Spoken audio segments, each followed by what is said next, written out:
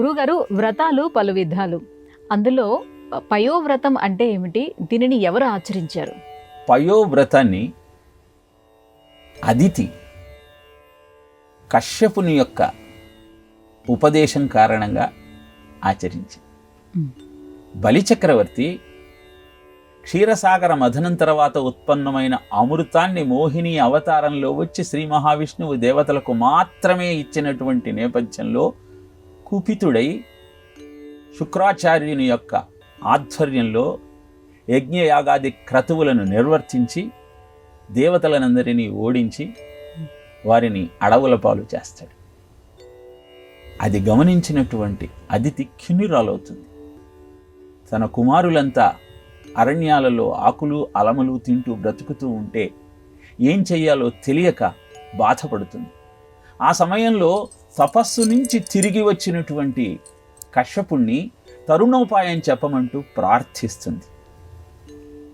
అప్పుడు ఫాల్గుణ మాసంలో ప్రారంభపు దినమైన పాడ్యమి నుంచి 12 రోజుల పాటు పయోవ్రతాన్ని ఆచరించినట్టయితే ఆ పరమాత్మ కటాక్షం నీకు సిద్ధిస్తుంది అని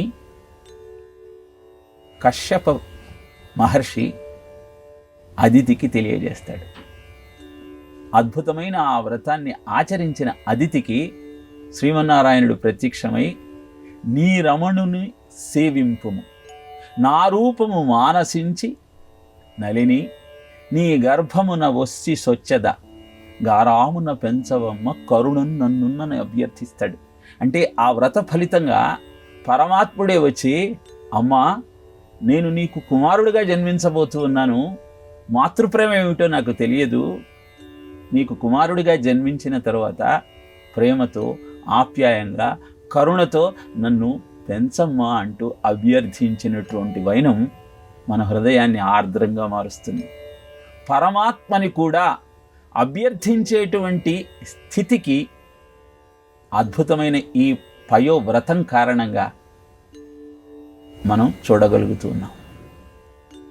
ఆ విధంగా పయోవ్రతాన్ని ఆచరించిన కారణాన శ్రీ మహావిష్ణువు వామనుడిగా జన్మించి అదితి కశ్యపులను కటాక్షించి బలిచక్రవర్తి దగ్గరకు వెళ్ళి 3 అడుగుల నేలను దానంగా అడిగి తిరిగి స్వర్గాధిపత్యాన్ని ఇంద్రుడికి ప్రసాదించాడు.